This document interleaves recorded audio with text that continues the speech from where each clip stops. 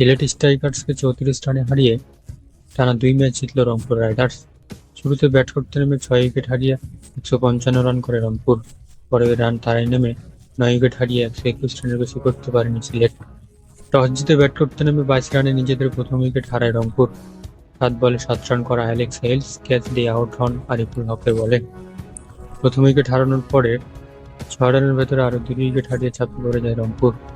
পরের 2টি উইকেট পান আলা আমিন হোসেন। তিনি শুরুটা করেন শাইখ হাসানকে দিয়ে। 1 বল পরেই 15 বলে 12 রান করা স্টিভেন টেইলরকে আউট করেন। দ্রুত 3 উইকেট হারিয়ে চাপে পড়া দলের হাল ধরেন ইফতেখার আহমেদ ও খুস্তিল শাহ।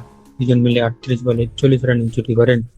16 বলে 21 রান করে সামিউল্লাহ সেনওয়ারির বলে খুস্তিল ক্যাচ দিলে এই জুটি ভাঙে।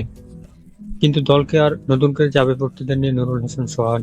ইফতেখার আহমেদকে নিয়ে সংগ্রহটা ভালো জায়গায় নিয়ে যাওয়ার কাজও করেন তিনি। 4-4 ও 2 ছক্কায় ইনিংসে 24 বলে 41 রান করেন অধিনায়ক সোহান। স্টপের বলে আরিফুল হক অনেকটা দৌড়ে এসে ঝাঁপিয়ে পড়ে ক্যাচ নিলে আউট হন সোহান। এরপর ব্যাটিংয়ে নেমে দলের রান আরও বাড়িয়ে দেন মেহেদী হাসান। 8 বলে 16 রান করে ইনিংস শেষ হওয়ার 1 বল আগেই আউট হয়ে যান তিনি। 42 বলে 47 রানে অপরাজিত থাকেন ইফতেখার। 156 রান তারাই নামা সিলেটের প্রথম উইকেট দ্বিতীয় ওভারে তুলে নিয়ে রংপুর। 3 বলে 2 রান করা জজ মুন্সিকে বোল্ড করেন কামরুল ইসলাম রাব্বি। এরপর রনি তালুকদারকে নিয়ে দ্রুত রান তোলেন জাকির হাসান, কিন্তু 18 বলে 33 রানের ওই জুটি ভেঙে দেন রাহিদ রানা।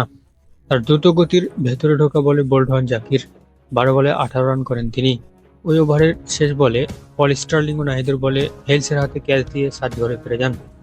এরপর জাকির আলীর সঙ্গে বড় জুটি করেন রনি তালুকদার। তবে এই জুটিতে রান আসছিল কিছুটা ধীর গতিতে। 56 বলে 38 রানের এই জুটি ভাঙেন খুসদিল শাহ।